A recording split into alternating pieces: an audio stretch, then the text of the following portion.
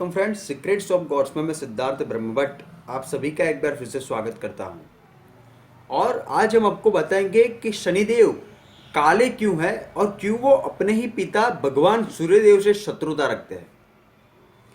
हिंदू धर्म में शनिदेव से सभी लोग परिचित हैं और शनिदेव का रंग काला माना जाता है। शनिदेव को एक न्यायाधीश के रूप में देखा जाता है। ज्यादातर लोगों की मानसिकता ऐसी होती है कि शनिदेव केवल दंड प्रदान करते हैं, लेकिन यह पूरी मानसिकता ही गलत है।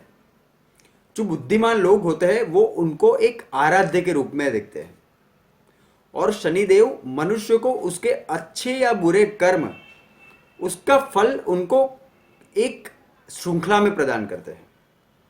जैसे कि आपके पाप कर्म का वो फल एक साथ देते हैं और पुण्य कर्म का फल वो एक साथ देते हैं।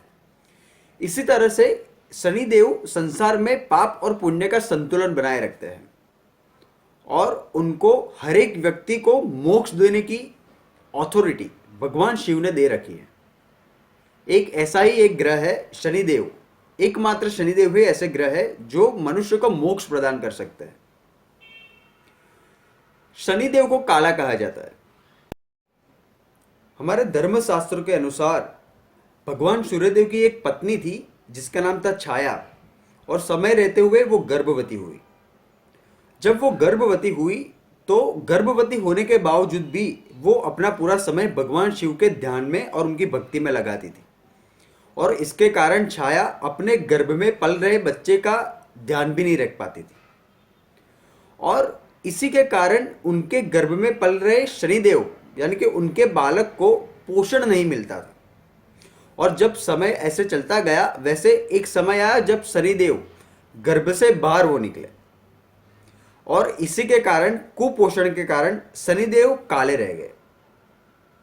और जब सूर्यदेव ने अपने इस काले पुत्र को देखा तब उन्होंने छाया से कहा कि ये मेरा पुत्र नहीं हो सकता, क्योंकि मैं अति तेजस्वीवान हूं और आप भी काली नहीं, आप भी गोरी हैं। तो इसके कारण उन्होंने शनिदेव का अपमान कर दिया और छाया से शनिदेव को स्वीकारने से मना कर दिया।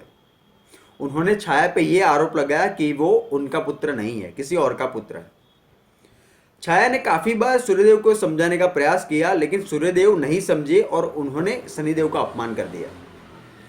इसी के कारण शनिदेव की अपने ही पिता सूर्यदेव से शत्रुता हो गई और उनके मन में सूर्यदेव के प्रति नफरत का भाव पैदा हो गया।